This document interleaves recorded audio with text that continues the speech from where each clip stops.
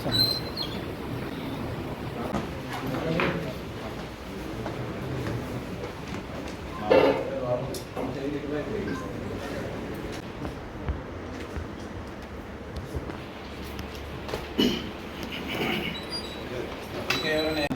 నమస్కారం.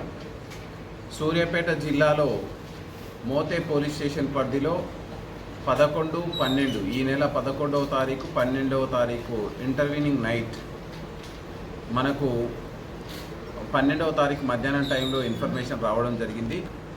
మోతే మండల హెడ్ క్వార్టర్కి దగ్గరలో ఖమ్మం సూర్యాపేట వచ్చే ప్రధాన రహదారికి ఆనుకొని ఉన్నటువంటి వ్యవసాయ పొలంలో ఇద్దరు, ఒక మగ వ్యక్తి ఒక ఆడ వ్యక్తిని చంపేసి పూడ్చిపెట్టినారు అనేటువంటి ఇన్ఫర్మేషన్ మనకు రావడం జరిగింది. ఇమ్మీడియట్లీ ఎస్ఐ మోతే లచ్చిరెడ్డి గారు, అదేవిధంగా సిఐ మునగాల రామకృష్ణారెడ్డి గారు ఇమ్మీడియట్లీ స్పాట్కి విజిట్ చేయడం, తదనంతరం సీనియర్ ఆఫీసర్లకు చెప్పగా కోదాడ డిఎస్పి గారు, అదేవిధంగా నేను కూడా స్వయంగా అక్కడికి సీన్కి వెళ్ళడం జరిగింది.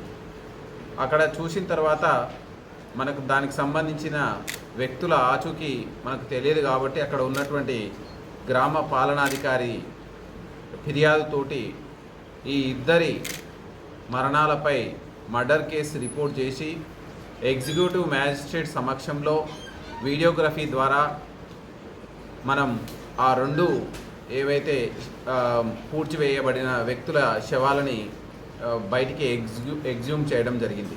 చేస్తే అక్కడ ఉన్నటువంటి చుట్టుపక్కల ఉన్నటువంటి ప్రజానికం, మోతే మండల హెడ్ క్వార్టర్లో ఉన్నటువంటి ప్రజానికం, అదేవిధంగా ఆ చుట్టుపక్కల ఉన్నటువంటి తాండాలో ఉన్న ప్రజానికం వాళ్ళను గుర్తుపట్టి చనిపోయినటువంటి ఆడ వ్యక్తి ఈ మోతే మండల పరిధిలో ఉన్నటువంటి బీకే తాండాకు చెందినటువంటి భూబాగా గుర్తించడం జరిగింది.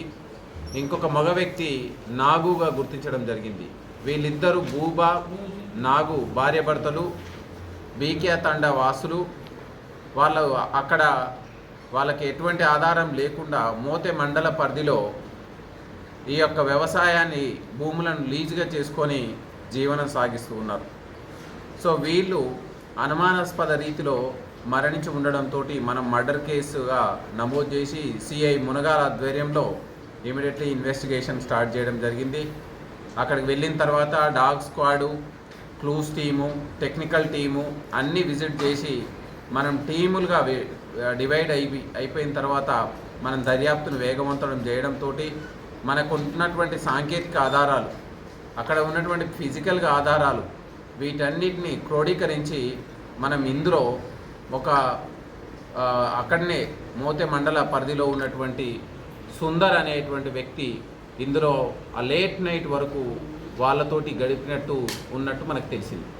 తర్వాత పోలీసులు వాళ్ళని ఎంక్వైరీ చేసి ఇన్వెస్టిగేట్ చేస్తే తదుపరి ఇందులో ప్రధానమైనటువంటి సూత్రధారిగా పోలీస్ కానిస్టేబుల్ ఎండి షరీఫ్, ఇతను మోతే పోలీస్ స్టేషన్ పరిధిలో పనిచేస్తుంటూ 2024కు సంబంధించినటువంటి కానిస్టేబుల్ ఉండడం మనం ఇందులో ఆయనకు సంబంధించినటువంటి ఆధారాలు స్పష్టంగా మనకు బయటపడడంతో ఆయనని, అదేవిధంగా ఈ మోతే పోలీస్ స్టేషన్లో పనిచేస్తున్నటువంటి షరీఫ్ని, అదేవిధంగా జిల్లపల్లి సుందర్ మోతే మండల పరిధికి సంబంధించిన వ్యక్తులని ఇద్దరిని మనం ఇందులో నేరస్తులుగా మనం గుర్తించడం జరిగింది.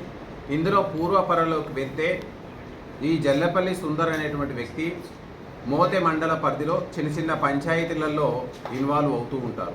అక్కడ మనకి ఈ యొక్క కానిస్టేబుల్గా పనిచేస్తున్నటువంటి షరీఫ్కి పరిచయం కావడం, ఆ పరిచయం అలా కొనసాగుతున్న క్రమంలో భూబా నాగులు అనేటువంటి దంపతులకు ఉన్నటువంటి ఆడబిడ్డ పంచాయతీ విషయాన్ని పోలీస్ స్టేషన్కి తీసుకొచ్చినప్పుడు ఈ యొక్క షరీఫ్ తోటి భూబాకి నాగులకి పరిచయం ఏర్పడింది. ఈ క్రమంలో భూబా అండ్ నాగులు ఇద్దరు కూడా వీళ్ళు అక్కడ మనకు వాళ్ళ ఇంటికి తరచుగా ఈ షరీఫ్ వెళ్ళడం, వాళ్ళకు సంబంధించిన ఇంట్లో జరిగే కార్యక్రమాల్లో వాళ్ళతోటి చాలా క్లోజ్గా మూవ్ అవుతున్నటువంటి సందర్భంలో భూబా ఒకరోజు నాగులు ఇద్దరు కలిసి వాళ్ళ బిడ్డ పంచాయతీ విషయంలో డబ్బులు అవసరం ఉన్నాయి, సహాయం చేయాలని ఈ షరీఫ్ని కోరితే ఫస్ట్లో డినై చేసినటువంటి షరీఫ్ తర్వాత వాళ్ళతోటి సిబ్బంది దగ్గరనే అప్పు తీసుకొని ఈ బూబా నాగుల్కి 3 రూపాయల చొప్పున ఇంట్రెస్ట్కి ఇవ్వడం జరిగింది. ఆ తర్వాత అది 3 నెలల్లో తిరిగిస్తారనేటువంటి నమ్మకంతో ఇంట్రెస్ట్ ఇచ్చిన తర్వాత ఇటీవల కాలంలో ఈ షరీఫ్ అనే కానిస్టేబుల్కి ఇతనికి ఈ మధ్య కాలంలో వివాహం కుదరడం జరిగింది.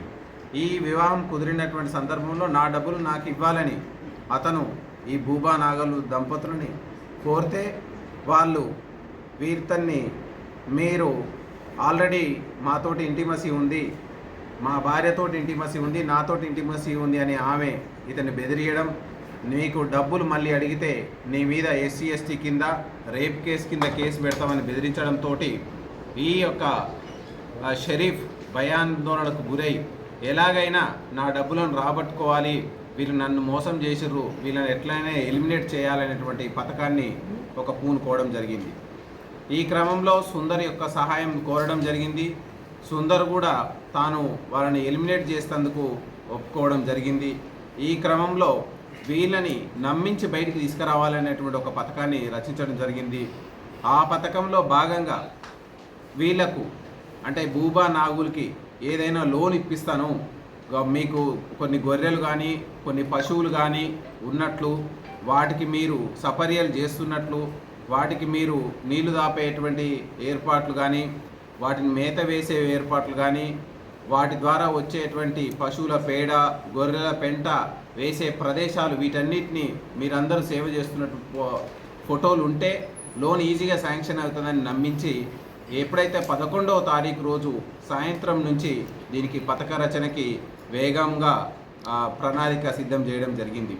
ఇందులో భాగంగానే ఫస్ట్ ఈ సుందర్ అదేవిధంగా ఈ యొక్క షరీఫ్ ఇద్దరు ఈ బూబా నాగులు ఇంటికి వెళ్ళి అక్కడ నాగుల్ని ఈ విధంగా మనం గుంత తీసి అక్కడ ఫోటో పెట్టాలి అనేటువంటి ఉద్దేశంతో బైక్ మీద ఫస్ట్ మొదటగా 10:30 ప్రాంతాల్లో నైటు ఈ యొక్క షరీఫు నాగులు సుందర్ కలిసి ఇప్పుడు ఏదైతే నేరస్థలం పూడ్చిపెట్టిన ప్రదేశానికి తీసుకువెళ్ళడం జరిగింది.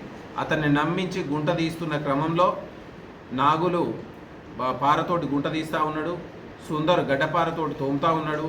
ఈ క్రమంలో వీళ్ళు ప్రణాళికలో భాగంగా తెచ్చుకున్నటువంటి పశువులకు గుదబండగా వాడుతున్నటువంటి కర్రతోటి విచక్షణ రహితంగా అతని మీద దాడి చేయడం, అదేవిధంగా దాడి చేసినటువంటి తదనంతరం అదే గుంతలో అతన్ని పెట్టి పూడ్చేసి మళ్ళీ ఏమి తెలియనట్టుగా బూబా ఇంటికి వెళ్ళడం, మళ్ళీ బూబాను కూడా నమ్మించి కొంత సమయం తర్వాత మీ భర్త అక్కడనే ఉన్నాడు, ఫోటో దిగాలి, నువ్వు కూడా దిగడానికి రండి అని చెప్పి ఆమెని కూడా అదే నేరస్థలానికి తీసుకురావడం. అక్కడికి వచ్చిన తర్వాత ఆమె చూసేసరికి ఎక్కడ భర్త కనిపించకపోవడంతో ఆమె అరవడం. ఈ అరిసే క్రమంలో షరీఫు మరి ఈ సుందర్ ఇద్దరు కూడా ఈ ఆమె మీద దాడి చేసి ఆమెను కూడా తలకాయ మీద అదే గుదమండతోటి కొట్టి అదే పక్కన ఉన్నటువంటి రోడ్డు పక్కన ఉన్నటువంటి గుంతలో పూడ్చిపెట్టడం జరిగింది. ఈ రెండవసారి పూడ్చే క్రమంలో సరిగ్గా బాడీ మొత్తం పూర్తి స్థాయిలో వాళ్ళు పూడ్చలేకపోవడం మూలంగా తెల్లారు గట్ల దారిన పోయే వాళ్ళు చూసి వాళ్ళ కాళ్ళ చేతులు బయటికి కనిపించేదాన్ని చూసి అక్కడ బాడీలు ఉన్నట్టు వాళ్ళు గుర్తించడం, వాళ్ళు పోలీస్కి ఇన్ఫామ్ చేస్తే తదనంతరంగా ఈ కేసు నమోదు చేయడం జరిగింది. ఇందులో పోలీస్ ఇమ్మీడియట్లీ మనం స్విఫ్ట్గా రియాక్ట్ కావడం, 24 గంటల్లోనే కేసు ఛేదించడం, ఎంతటి వారైనా వదిలిపెట్టే సమస్య లేదు అనేటువంటిది ఒక గట్టి సిగ్నల్స్. అది ఏ డిపార్ట్మెంట్కి సంబంధించిన వాళ్ళైనా, స్వయంగా మా డిపార్ట్మెంట్కి సంబంధించిన వాళ్ళైనా ఎవరిని కూడా చట్టం వదిలిపెట్టదు అనేటువంటి గట్టి సంకేతం మనం ఇవ్వదలుచుకున్నాం. ఇప్పుడు ఈ నేరం జరిగినప్పుడు కూడా ఆ పరిసర ప్రాంతాల్లోనే మనకి హెల్ప్ చేస్తున్నట్టు నాటకం ఆడినాడు. ఈ సుందర్ కూడా అక్కడనే ఉండడం జరిగింది. ఇవ్వడంతో ఆమెతోటి పరిచయం ఏర్పడి ఆమెతోటి సాన్నిహిత సంబంధం ఏర్పడడం, సో ఆమెతోటి ఇంటిమసీ కూడా ఏర్పడడం జరిగింది. ఈ ఆమె ఇంటిమసీని చూపి వీళ్ళని బెదిరియడం, నేను మోసపోయినాను అనేటువంటిది, నెక్స్ట్ పెళ్లి చేసుకునే వాళ్ళని కూడా నేను బెదిరిస్తాను ఇదే విషయం చెప్పి అనడంతో ఇతను ఈ ఘాతకానికి పాల్పడడం జరిగింది.